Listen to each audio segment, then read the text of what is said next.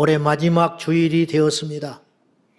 지나간 세월은 하루와 같고 이처럼 빨리 지나가니 성경의 진리대로 가는 것입니다. 항상 이맘때가 되면 만족함 그리고 뿌듯함보다는 아쉬움과 후회가 밀려오는 것이 인지상정일 것입니다. 조금 더 최선을 다할 것을, 조금만 더 참을 것을, 조금 더 사랑할 것을. 우리는 그리스도이기 때문에 더더욱 그렇습니다. 믿지 않는 이방인들이야 그런 사람도 거의 없겠지만은 자기 양심에 꺼리기만 없으면 그래도 뿌듯하고 당당할 수 있지만 우리 그리스도인들이라 하면 숙명과 같은데 아무리 내가 잘한 것 같고 그리고 떳떳하다 할지라도 하나님 앞에 설 걸 생각하면 부끄럽고 또한 무거운 마음이 드는 것이 사실입니다. 당연히 내 것을 취했음에도 불구하고 부끄럽고 당연히 할 말을 했음에도 불구하고 죄송스럽고 당연히 내 권리를 주장했음에도 불구하고 하나님 앞에 큰 죄를 지은 듯한 그런 마음이 드는 것은 정상적인 그리스도인의 숙명과도 같을 것입니다. 그로 인하여 오는 자책력 그리고 고통 그것은 훨씬 더 큰 것입니다. 올해 마지막 이 주일을 지내면서 본문의 말씀을 통하여 올 한 해를 잘 비추어 보며 내년 다가오는 2025년에는 더 나은 한 해, 더 알찬 한 해를 맞이하는 저와 여러분이 되기를 축원합니다. 자신의 마지막을 아는 사람도 없지만은 자신의 마지막을 어느 누구도 충분히 준비하지 못한 채 맞이할 것이지만 그 마지막 선에 서서 잘 살았다고 고백하는 사람이 많지 않을 것입니다. 그런데 오늘 저와 여러분이 읽은 이 본문 속에서 이 사도 바울의 고백을 보면은 우리가 바울이 2000년 전에 어떤 삶을 살았는지 간접적으로 사도행전과 그의 서신서를 읽어볼 때에 얼마나 진실했는지, 얼마나 몸부림을 쳤는지, 얼마나 저 하늘의 소망을 두고 살았는지를 알기 때문에 그런 바울의 마지막 유언, 이 고백을 보니 이것이 교만하게 보이지 않고 위선적으로 보이지 않고 머리가 절로 숙여지는 것은 바울의 삶을 우리가 어느 정도 알았기 때문일 것입니다. 사도 바울은 자신이 이제 마지막이 다 가까이 왔음을 예견하고 오늘 본문을 기록을 했습니다. 흔히 옥중서신이라 하면 사도 바울이 옥에서 보낸 4권의 성경책을 읽었습니다. 그래서 에베소서, 빌립보서, 골로새서, 빌레몬서 이 4권을 일컬어서 옥중서신 그렇게 이야기해요. 근데 그 옥중에서 기원 후 61년에서 약 63년 사이 2년 정도 이 구류 상태, 그러니까 감옥에를 사실은 들어가지 않았고요. 사도행전 28장에 보면 사도행전 28장이 어떻게 마무리가 되냐면 바울은 평생에 로마를 가고 싶어 했어요. 그건 주님의 사명 때문이었습니다. 로마를 공략해서 전 세계에 복음을 전하는 것이 바울의 마지막 소원이었고 큰 프로젝트였습니다. 대단한 인물입니다. 그래서 혹자는 말하기를 예수님은 구원을 이루셨고 사도 바울은 기독교를 완성했다. 그런 말이 나올 정도로 큰 인물입니다. 그래서 이제 전 세계 중심이 된 로마에 가서 복음을 전하여 그로 인하여 전 세계 복음이 전하게 되는 것이 사도 바울의 큰 그림이었습니다. 그런데 하나님이 좀처럼 길을 열어주질 않으셨어요. 그래서 기도하는 중에 마침내 그의 기도가 응답되어서 제수의 몸으로 압송되어 로마에 들어갑니다. 비록 제수의 몸이었지만 사도 바울의 심장은 뛰고 있었을 것이라고 봐요. 그래서 바울이 이제 로마에 압송되어 가택 연금 상태에서 2년을 지내면서 본인은 나갈 수 없지만 자기에게 찾아오는 사람들에게 자신 있게 두려움 없이 거침없이 예수 그리스도를 증거하는 장면을 우리가 사도행전 28장에 봅니다. 그때 2년여간의 가택연금 상태에 있을 때 사실은 에베소서를 비롯한 4권의 서신서를 보낸 것입니다. 그러면 이 디모데후서도 엄밀히 따지면 진정한 옥중 서신이에요. 그리고 나서 하나님의 뜻으로 말미암아 2년여 동안 잠시 풀려납니다. 그리고 자유롭게 복음을 전하다가 2번째로 감금이 됩니다. 그때는 진짜 감옥에 잡혀 들어갑니다. 그래서 로마의 돌 감옥, 지하, 칙칙하고 습한 그 지하에 착고가 채워진 상태로 사도 바울은 이제 그 상태에서 오늘 디모데후서를 마지막으로 쓰고 있는 것입니다. 그래서 진정한 옥중서신은 사실은 디모데후서인데 이 디모데후서를 목회서신이라고 일컫는 이유는 그의 사랑하는 영적인 아들이요 제자인 디모데에게 자신의 전부를 쏟아서 선배로서 목회에 대해서 충고하는 내용이 강하므로 오늘 서신서를 목회서신서라고 부르기도 합니다. 그 속에서 자기의 마지막 날이 다가온 것을 이제 감지하고 짐작한 사도 바울이 6절에 자기의 형편을 이렇게 고백합니다. 6절 봅시다. 시작. 전제와 같이 내가 벌써 부어지고 나의 떠날 시각이 가까웠도다. 전제라 함은 물로 부어주는 제사를 말하는 거예요. 화목제, 속제제, 번제 이런 제사들 있잖아요. 구약에. 그 제사와 함께 잔으로 부어지는 제물을 일컬어서 전제라고 그래요. 그러니까 자기의 지금 상황이 근데 엎질러진 물은 다시 주워 삼을 수 없잖아요. 그러니 나는 이제 더 이상 이 감옥에서 살아나갈 수가 없을 것 같다라고 하는 이 본능을 이제 느낀 거예요. 그래서 내가 이미 다 죽은 자처럼 죽는 것이 시간 문제인데 오늘 본문에서 사도 바울은 두려워하지 않습니다. 그리고 어떤 후회도 보이지 않습니다. 그건 위선적인 것인가? 자기 자신에 대해서 지나치게 자신감이 있는 것인가? 그것이 아니라 사명을 다한 자의 아름다운 모습인 것입니다. 여기에서 바울은 우리가 잘 아는 대로 3가지로 자기 인생을 정리합니다. 자, 7절 봅시다. 시작. 나는 선한 싸움을 싸우고 나의 달려갈 길을 마치고 믿음을 지켰소. 첫째로 사도 바울은 자신의 인생을 정리하면서 나는 평생 싸워왔다. 그렇게 고백해요. 이 싸움은 바울이 우리에게 바톤으로 넘겨준 겁니다. 주님 오실 때까지 끝나지 않아요. 심지어는요, 요한계시록을 보면요, 이 전쟁은 어디까지 연결되느냐면 예수님이 이 땅에 지상재림하시고 1000년 후에 다시 무저갱에서 풀려난 마귀와의 마지막 전쟁이 또 기다리고 있습니다. 그 전쟁을 일컬어서 곡과 마곡의 전쟁이라 그랬어요. 그 모든 전쟁이 끝난 후에 백보자 심판을 통하여 우리는 새하늘과 새 땅에 입성하게 되는 것입니다. 그러니 우리의 전쟁은 앞으로도 계속되는 전쟁입니다. 죽은 이후에도 계속돼요. 우리 후대가 싸워갈 거예요.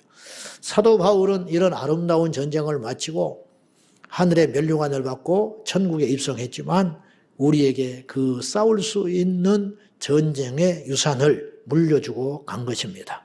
자, 아무튼 바울은 기가 막힌 표현을 썼는데 나는 평생 싸웠는데 어떤 싸움을 했느냐? 선한 싸움을 해왔다. 여러분, 싸운다는 말과 선하다라는 말은 도무지 같이 갈 수 있는 단어가 아닙니다. 왜냐? 싸우는 것 자체가 해서는 안 되는 일이고 악한 일이거든요. 근데 성경에만 이 말이 존재하는 거예요. 선한 싸움. 이게 바로 우리의 상태입니다. 바울은 평생 악한 싸움이 아니라 선한 싸움을 해왔다는 거예요. 선하기만 해도 안 돼요. 싸우기만 해도 안 돼요. 선한 목적으로 싸우라. 선한 동기로 싸우라. 선한 무기로 싸우라. 그리고 바울이 몸소 자기가 어떻게 싸우는 것이 선한 싸움인지를 보여줬습니다. 바울은 사람과 다툰 적이 없습니다. 바울은 분쟁을 일으키지도 않았습니다. 바울은 자신의 이득과 욕심을 위해서 이기심을 발휘하여 누군가를 무너뜨리려고 하는 사람이 아니었습니다. 예전에는 그런 사람이었지요. 그러나 주님을 알고 그 깊은 세계를 경험한 후에 바울은 도무지 악한 싸움은 해보지 않는 사람이었다는 거예요. 여러분, 우리가 절대 해서는 안 되는 싸움이 어떤 싸움인지 아세요? 육의 싸움이에요. 형제 간의 싸움인 것입니다. 그런데 현실을 보면 예수 안에서 형제 자매가 되었다고 하면서 우리끼리 싸웁니다. 김 집사는 이 집사하고 싸우고 이 집사는 박 집사하고 싸웁니다. 그러니 마귀만 좋은 일 생긴 것이죠. 세상에서도 제일 해서는 안 되는 싸움, 세상에 비웃음을 사는 싸움이 어떤 싸움이냐면 같은 형제끼리의 싸움이에요. 종종 언론에 시끄럽게 오르내리는 사람들이 있지 않습니까? 형제 간에 재산을 놓고 싸우게. 그리고 누구 하나가 이길 거 아니에요? 그럼 평생 원수 되는 거예요. 시골에 밭대기 몇천만 원짜리 몇백만 원짜리 하나 놓고도 형제 간에 으르렁거려가지고 평생 원수가 돼가지고 명절 때 가보지도 않고 의절하고 사는 사람이 이 세상에는 한둘이 아니올시다. 여러분, 그러한 정신 나간 싸움을 하지 말라는 거예요. 예수 안에서 우리끼리 악한 동기를 가지고 이기려고 싸우지 말라는 거예요. 정의 싸우려거든 선한 싸움을 하거라. 제일 이해될 수 없는 싸움, 제일 바보 같은 싸움, 형제끼리 피차 물고 뜯으면 다 망한다고 성경은 이야기하고 있습니다. 같은 민족끼리 싸웁니다. 외국에 나가면 한 민족끼리 뒤통수를 치고 사기를 칩니다. 외국 사람들이 사기를 쳐도 시원찮은 판인데 어떻게 자국민을 속이려고 하냐 이 말이에요. 어떻게 한 교회를 다니면서 으르렁거리고 서로 간에 파당을 짓고 분쟁을 일으키느냐 이 말입니다. 있을 수 없는 일이 생기는 것이지. 그런 어리석은 싸움 우리 제자광성교회는 절대로 일어나지 아니하고 우리 형제가 서로 연합하고 서로 하나 되어 우리 아버지 하나님께 영광을 돌리는 저와 여러분 되기를 주님의 이름으로 축원합니다. 아담은 싸워야 할 때 순진하기만 하고 말씀에 서 있지를 못하고 싸우지를 못해가지고 뱀에게 미혹당하여 인류의 지혜를 가져왔습니다.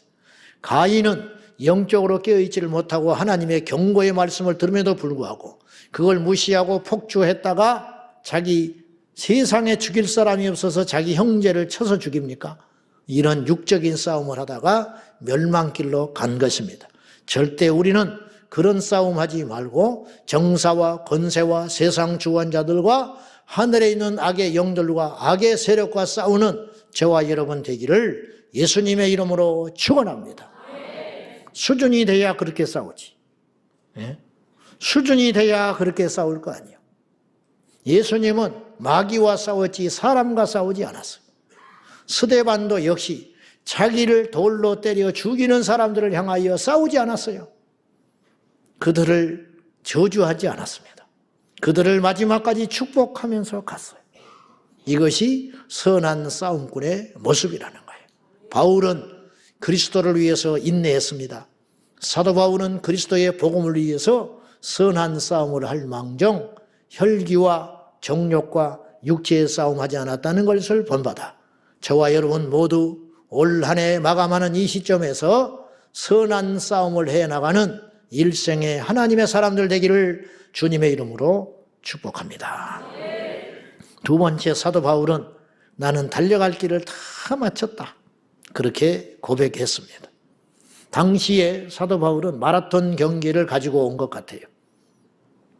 페르시아와 그리스 연합군의 1차 전쟁이 있었는데 그때 도무지 이길 수 없는 전쟁에서 그리스 연합군이 승리합니다. 그것이 그 유명한 마라톤 전쟁이었습니다.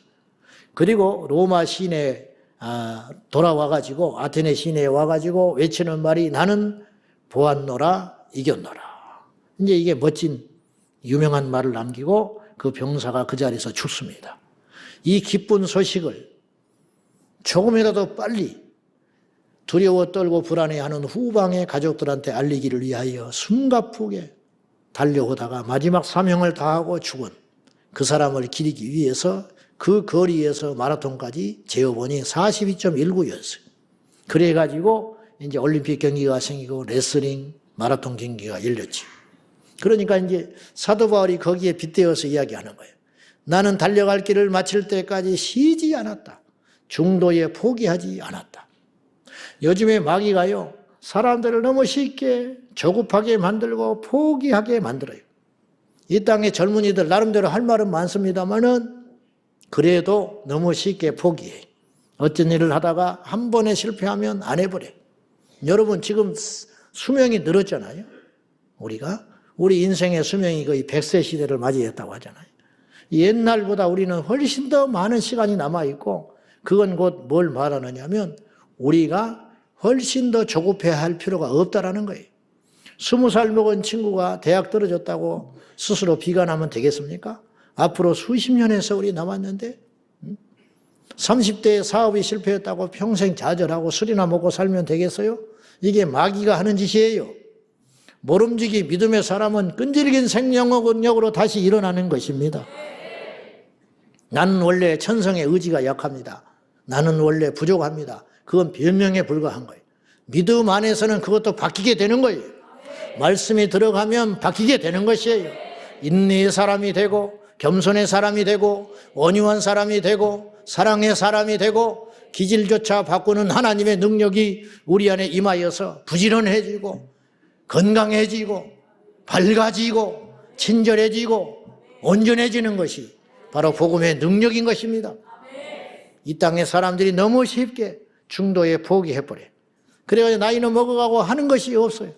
재주도 없어. 이거 하다 저거 하다. 누가 5만 원 더 준다고 그러면 금세 갚아요. 한 달에 5만 원 더 준다고. 응? 누가 여기가 뭐 저기 좀 좋은 곳이 있다. 요새 요것이 각광받는다. 그러면 또 그쪽으로 우르르 쏠려가가지고 왔다 갔다 하다가 아무것도 못하고 인생 허비하고 나이 먹어서 남의 신세나 지고 가는. 우리 교회 청년들은 절대 그런 청년들이 돼서는 안 된다는 거예요. 한 우물을 파되 깊게 팔아 이 말이에요. 깊게. 한 2달 됐는가 우리 청년 하나가 사무실에서 만나서 너 요새 뭐하냐? 그때 무슨 일을 한대. 잘했다. 그거 계속 해라 그건. 너 그것만 하면 평생 먹고 산다. 내가 그렇게 격려해 줬어요. 쉬운 일 아니. 한 1, 2년 했대. 계속 해. 한 5년만 치사스럽고 힘들어도 더러워도 참아. 앞으로 한 5년만 하면 누구도 너 못 따라와. 그 나이쯤 되면 이제 너는 자리 잡고 인생 당당하게 살 수 있어. 제가 그렇게 격려해 줬어요. 내가 말은 잘하니까.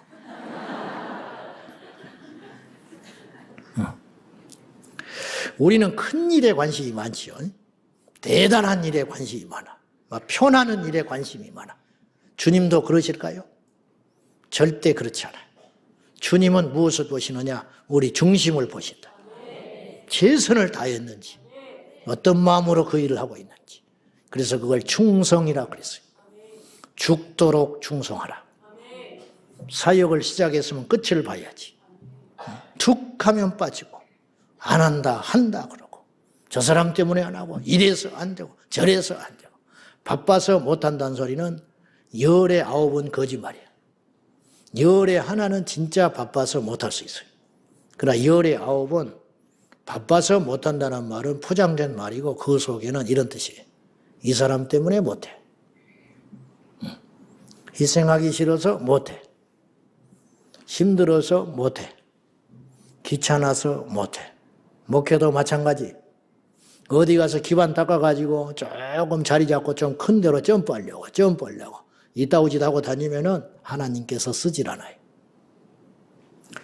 저는 이제 그렇게 하지는 못했는데, 그때 이제 철도 없었고, 저는 이미 사역지가 정해졌기 때문에 전임 사역을 나올 때 그런 기도를 감히 못했는데, 서울역 노숙자 사역하시는 유정옥 사모님 책을 읽어보니까 그 남편분, 예수 안 믿는 남편을 만나가지고 죽도록 고생하고 기도해가지고 남편을 기어이 신학을 해서 목사가 됐어요. 늦게. 남편 목사님이 되셨는데 연단을 받고 사업 다 망해버리고 두들겨 맞고 연단 받고는 이제 목사님이 되셔서 학교를 마치고 전임 사역을 나가게 됐는데 참 훌륭하신 거지요. 이분이 이렇게 기도했다는 거예요. 주님, 저 같은 종을 하나님의 사람으로 부르셨으니까 저에게 제일 먼저 청빙을 오는 곳에 어디든지 가리지 않고 가겠습니다. 근데 그런 기도는 또 하나님이 기가 막히게 들어줍니다. 기가 막히게. 그 기도가 끝나자마자 그 다음날 자기 하남시에 있는 장애우들 섬기는, 사례비도 줄지 안 줄지 모르는 그곳에서 올 사람이 없으니까 전도사님, 우리 장애우들을 위해 섬길 수 있는 사역을 해주시라고 연락이 왔더라는 거예요. 기도를 했잖아. 제일 먼저 부르는 곳에 가겠다고. 근데 그것만 부르면 믿음이 필요가 없어요. 근데 그 다음날 자기 교단에서 제일 큰 교회에서 자기를 청빙을 했더라는 거예요. 하나님이 테스트하는 거예요. 근데 이분은 흔들리지 않았어요. 그리고 하남시에 가서 사역을, 그 힘든 사역을 열심으로 했어요. 하나님이 그거 보시는 거예요. 그분은 훗날에 개척을 했고, 원래 스토리라면 그런 분은 큰 종이 돼야 돼요. 그러나 교회가 생각만큼 크지를 못하셨어요. 그냥 그런 목회를 하고 계세요. 그러면 실패한 것일까요? 천만에 그렇지 않아. 모든 것이 갖춰지고 인력 자원과 교회 전통이 있는 번듯한 교회, 누구든지 가서 할 수 있어요.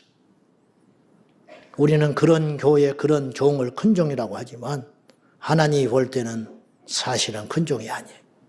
끝까지 완주하고 달려가는 종이 큰 종인 것이에요. 툭 하면 못해 먹겠다고, 툭 하면 그만둔다고. 그만두세요. 주님이 냉큼 그 자리를 뺏어버리는 거예요. 이스라엘 백성들이 연단이 덜 끝나서 그렇게 하고 다녀요. 철없이. 이스라엘 백성들이 철이 없는 거야. 광야에 와가지고 툭 하면 등 따시고 배부릴 때는 아무 소리 안 해. 조금만 힘들어지면 불평하고 툭 하면 못해 먹겠다. 누가 여기를 나오게 했냐. 애굽으로 돌아가자. 그러니까 가나안 땅에 들어갈 자격이 안 되는 거예요. 사흘길이면 부지런히 가면 갈 수 있는 가나안 땅을 코앞에 놔두고 광야에서 40년을 뱅뱅뱅뱅뱅 돌려가지고 결국은 다 망하고 죽었어요. 가나안 땅에 들어가지를 못했어요. 사랑하는 여러분, 우리 마지막까지 끝까지 중도에 포기하지 않고 가는 자가 인생의 승리자인 줄로 믿습니다. 기네스북에 보니까 기네스북에 가장 한 직장을 오래 다닌 사람이 있더만요. 무려 84년을 한 직장을 다녔어. 84세 사는 것도 어려워. 근데 이분은 84년을 그 직장을 다녔어. 근데 지금도 기네스북을 써가고 있어요. 왜냐? 지금 100살 됐거든요. 15세 그 직장을 들어갔어요. 근데 100살이 먹도록 지금 한 직장을 아침 저녁으로 출근 퇴근하고 사는 거예요. 브라질의 마우테로 오르토만이라는 사람인데 이분은 15살에 집안 형편상 공부를 못하고 의류 원단 만드는 회사를 들어갔어요. 근데 84년에 그 회사를 다니기 위해서는 몇 가지 조건이 있잖아요. 건강이 허락이 돼야 되고 그 회사가 안 망해야 되잖아. 망해버리면 못 다니지. 그리고 그 회사에서 자기 할 일이 남아있어야 되는 거예요. 위대한 인생 승리입니다. 84년을 똑같은 일을, 그 힘든 일을 계속하면서 100살이 됐다는 거예요. 경이로운 일이에요. 인생 승리자인 거예요. 그런데 기자가 가서 인터뷰하면서 어떻게 이 똑같은 일을 지치지 않고 포기하지 않고 여기까지 할 수 있었냐. 그렇게 물었더니 이 사람이 이렇게 간단하게 이야기했어요. 나는 다른 건 모르고 내일을 나는 크게 걱정하지 않습니다. 오늘 최선을 다할 뿐입니다.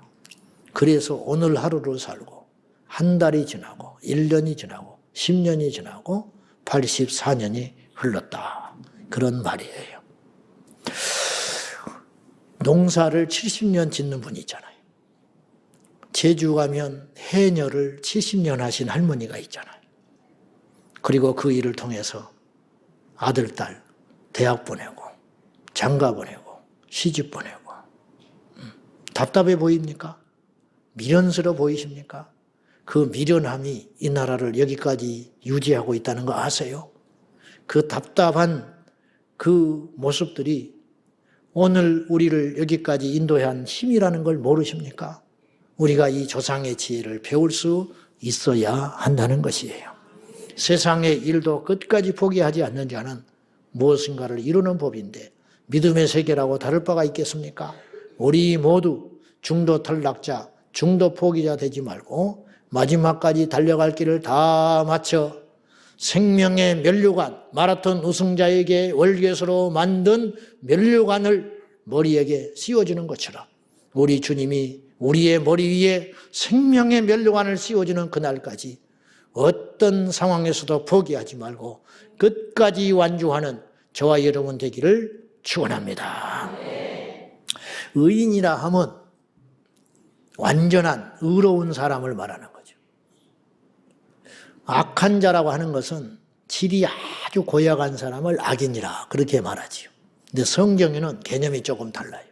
성경을 보니 성경에는 어떤 사람은 의롭다고 했느냐, 넘어지지 않는 사람이 아니고 완전한 사람이 아니고 넘어지지만 다시 일어날 줄 아는 사람, 이런 사람을 의인이라 하였고, 악인이라 하면 넘어져서 일어나지 못하는 사람을 악인이라 표현을 했습니다.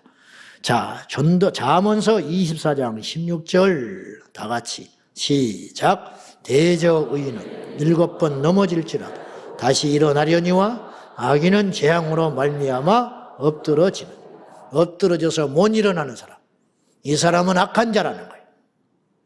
욥이 왜 의인 됐습니까? 일어났기 때문이에요. 욥은 혹독한 연단을 받았습니다. 재산을 잃고 자식을 잃고 자기 건강까지도 잃게 된 상황에서도 욥은 버티고 버텼습니다. 넘어지지 않았습니다. 욥이 그때 엎드러져 버렸다면 욥의 일생에 있어서 클라이막스는 나중에 배의 축복을 받았다는 것이 아니고 진정한 그의 인생의 정점은 무너진 집터에서 자기 병든 몸을 끌고 기왓장으로 긁어대지만 그의 입술로도 하나님을 원망하지 않는 그 모습이 그의 믿음의 절정이었어요. 저는 거기에 내 자신을 대입해 봤어요. 내 스스로에게 질문을 해봤어요. 너는 그럴 수 있느냐? 대봐야 알겠더라고. 지금 마음 같으면 믿음이 있어서 하겠다는 게 아니라 하나님 무서워서 조금 더 영리하니까 그것에 무너지면 안 되니까 버텨야 한다는 각오는 돼 있지만은 정말 버틸 수 있는가? 버텨야 됩니다. 그것이 의의 길입니다.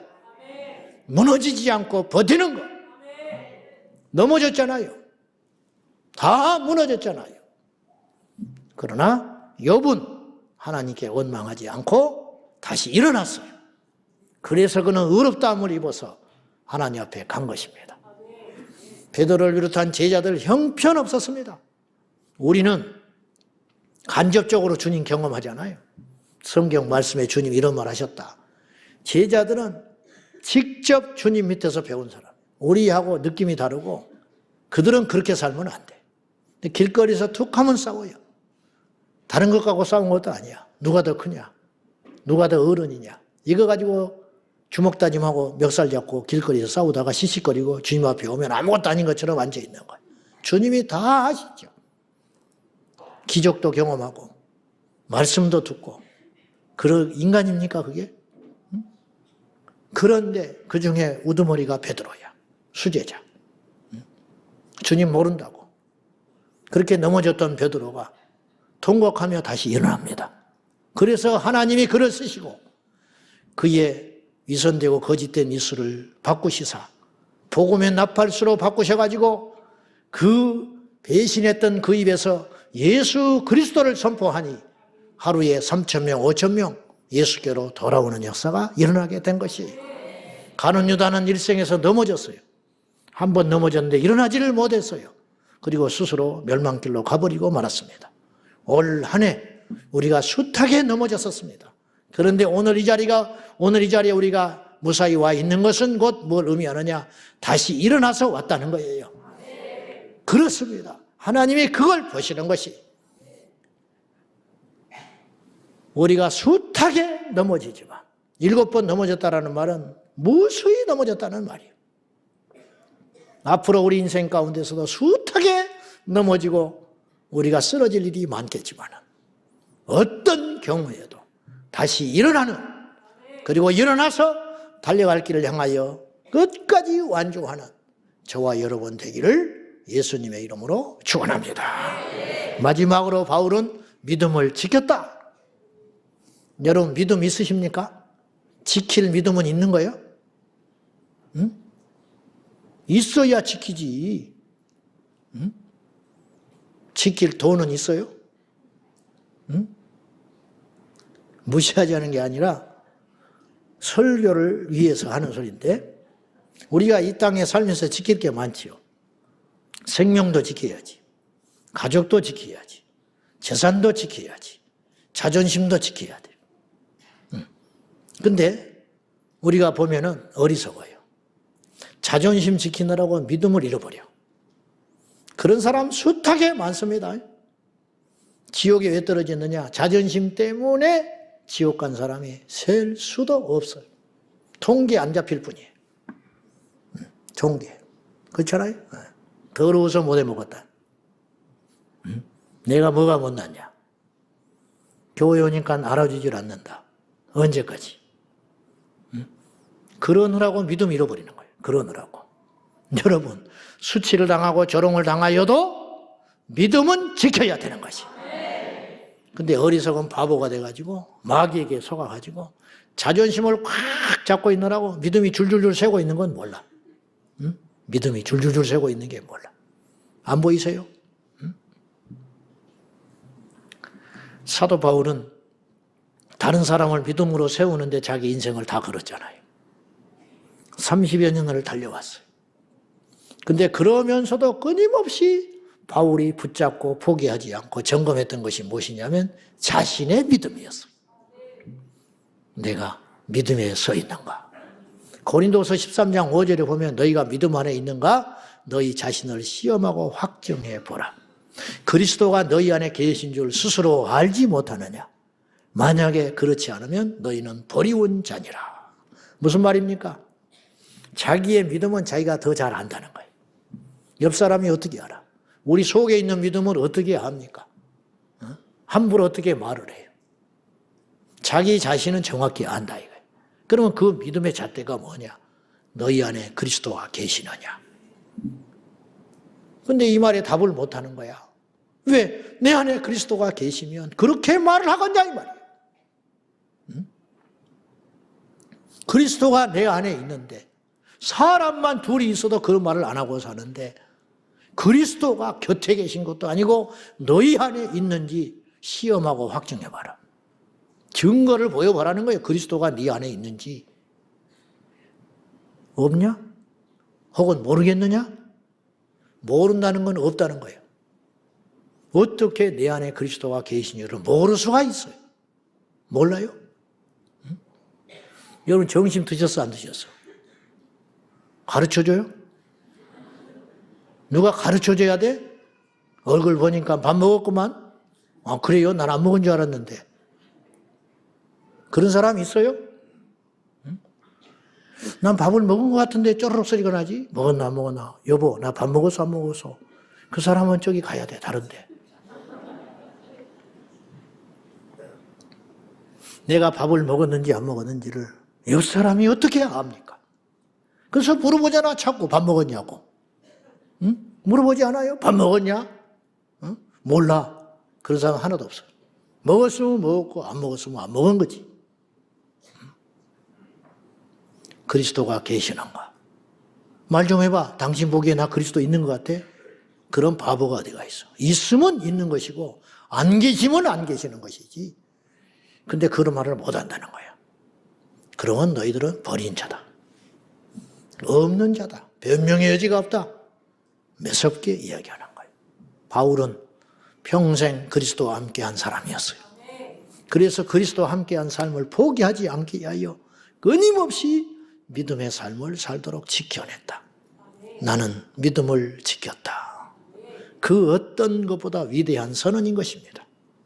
성도 여러분, 우리 모두 믿음을 굳게 붙잡고 지켜내는 우리 온 성도들이 되기를 예수님의 이름으로 축원합니다. 올 한 해 치열하게 싸우면서 달리면서 지키면서 여기까지 오셨습니다. 전에 오는 이야기에 의하면 사도 바울의 마지막은 성경에 기술되어 있지 않아요. 자기의 서신서니까 자기가 기록할 수가 없지. 훗날에 다른 제자들이 바울의 죽음을 묘사했으면 더 정확히 알겠지만 바울이 로마의 감옥에서 목을 베어 순교했다는 것은 정설입니다.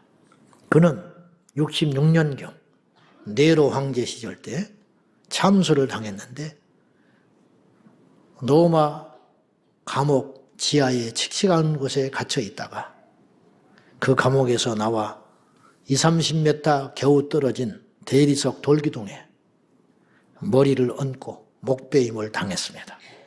바울이 자기 목을 잠수당할 때 그 돌이 아직 그 현장에 있답니다. 목을 쳤더니 목이 떨어져 피가 떨어지며 3번 튀었는데 훗날에 떨어진 그곳, 피가 튄 그곳에 생수가 터졌다 하여 그곳에 바울의 순교교회가 세워져 있습니다. 그의 시신은 루치안이라는 여인이 수습해서 자기 가문 집안의 묘지에 장례를 치러줬다고 합니다.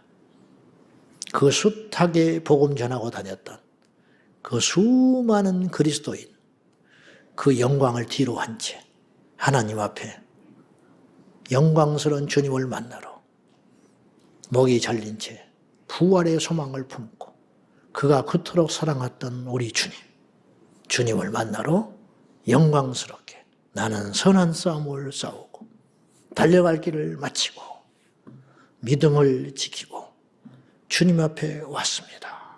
그렇게 고백할 사도 바울을 보니 한편으로 부럽기도 하고 한편으로 대단해 보이기도 하고 한편으로 흠모합니다. 오늘 이 자리는 제가 비유를 해볼 때 치열한 전투를 치르고 전쟁은 끝나지 않았어요. 전투는 질 수도 있고 이길 수도 있는 거예요. 전쟁에 이겨야 진짜 이기는 거예요. 우리가 하나의 작은 전투를 마치고 나갈 때에는 100명이 나갔는데 들어와서 보니 안 보여. 몇 사람 안 보여요. 전투하다가 죽은 거예요. 몇 사람은 팔다리가 잘렸어요. 마치 그런 모습과 같아요. 지난 20여 년간 제가 목회하면서 우리 교회에 저와 함께 울고 웃으면서 기도하면서 몸부림을 쳤던 사람들, 그 중에 상당수는 세상으로 간 사람도 있습니다. 사단한테 패배한 것입니다. 이유를 막론하고. 물론 그분들은 할 말이 있을 수 있어요. 목사한테 실망했다. 아무개 집사한테 실망했다. 하나님이 안 믿어지더라. 교회 와서 나는 더 사정이 나빠졌다. 어떤 이유와 어떤 변명으로도 통하지 않습니다. 패배했기 때문입니다. 그보다도 병든 사람도, 그보다도 사정이 나빠진 사람도, 그보다도 실망한 사람도 마지막까지 버티고 선한 싸움을 싸우고 달려갈 길을 완주하고 자기의 믿음을 지켜낸 사람이 이 땅에는 있기 때문입니다. 오늘 적어도 저와 여러분은 올 한 해 수없는 사탄의 불화살과 창과 우누사자처럼 물어뜯는 원수 마귀의 공격에도 하나님의 은혜로, 우리의 노력이 아니라 하나님의 보살핌과 은혜로 이기고 버티면서 여기까지 왔습니다. 이제 시작되는 2025년도 우리 주님 만나는 그날까지 예배를 포기하지 말고, 수고를 포기하지 말고, 기도를 포기하지 말고, 찬양을 포기하지 말고, 복음 전하는 걸 포기하지 말고 올곧게 마지막까지 승리하는 저와 여러분 되기를 예수님의 이름으로 축원합니다. 기도하겠습니다. 하나님 아버지, 전투는 끝날 때가 있으나 전쟁은 끝나지 않았나이다. 오늘 여기까지 인도하신 아버지 하나님, 비록 상처투성이 손발이 잘려나가고 피 흘리고 있으나 주님 안에 생존해 있음을 감사드리나이다. 오늘 사도 바울의 고백처럼 전제와 같이 부음바가 되어 나의 생명이 끝나가는 이 순간이라도 나는 선한 싸움을 싸우고 달려갈 길을 마치고 믿음을 지켰으니 이제후로는 나에게 의의 멸류관을 예비하셨을 그 주님, 나에게만 아니라 주의 나타나심을 사모하는 모든 자에게도 동일한 멸류관을 주신다고 하신 약속의 말씀을 붙잡고 주여 우승선을 통과할 때까지, 전쟁이 마감될 때까지 결코 나태하거나 긴장의 끈을 풀지 아니하고 마지막까지 달려가게 하여 주옵소서. 그리고 주님 품에 안겨 멸류관 받는 그날까지 우리 사랑하는 제자 광성께 한 영혼 한 사람도 세상에 빼앗기지 아니하도록 도와주시옵소서.